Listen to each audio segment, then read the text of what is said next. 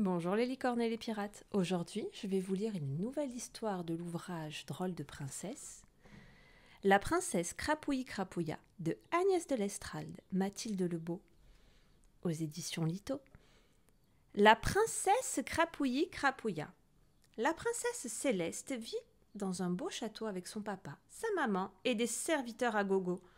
Le matin, sa servante Garance lui donne un bain moussant, puis elle lui brosse les cheveux, la parfume et lui met une robe tissée de plumes.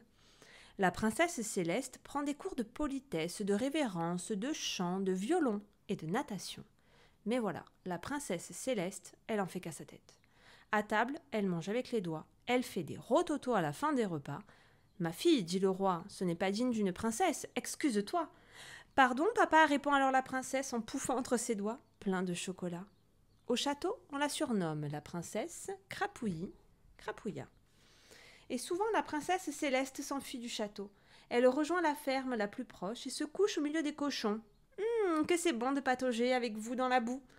Puis elle fait la course avec les dindons. J'aime l'odeur de vos plumes. C'est mieux que quand Garance me parfume. Parfois, la princesse Céleste grimpe sur un poulain et se laisse tomber dans le purin. J'aime en avoir partout, même sur les joues. Et un beau matin, après sa visite à la ferme, la princesse Céleste décide de se promener dans les bois. Je grimperai aux arbres avec les écureuils, je jouerai avec les lapins, les taupes et les ragondins. À force de marcher, elle atteint une petite maison. Mais sniff, pas de lapins, ni de moutons, ni de cochons. Elle s'apprête à tourner les talons quand une vieille femme apparaît.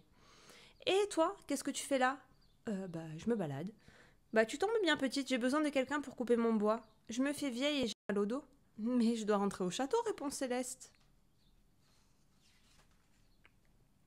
Au château, toi ?»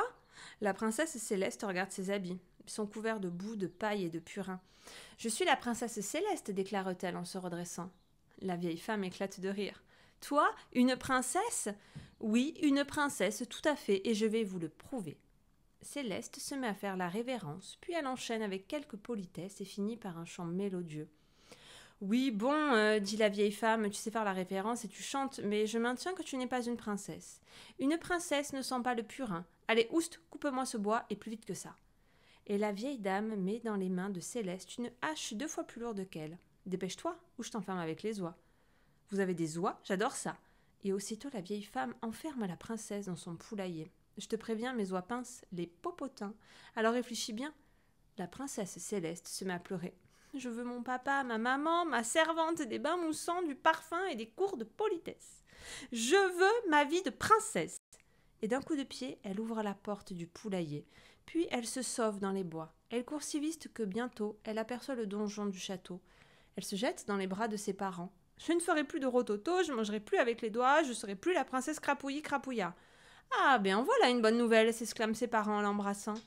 La vieille femme a été décorée par la reine. Elle a pleuré de joie en se prosternant devant le roi, puis elle a serré la princesse contre elle en chuchotant. « Quand je pense que je t'ai demandé de couper mon bois. » Elles ont bien ri toutes les deux. Et maintenant, Céleste, c'est une vraie princesse. Mais une fois par mois, elle retrouve ses amis les cochons pour leur apprendre à utiliser le savon. Cette histoire vous a plu? Laissez-moi en commentaire les prochaines histoires que vous voudriez que je vous raconte.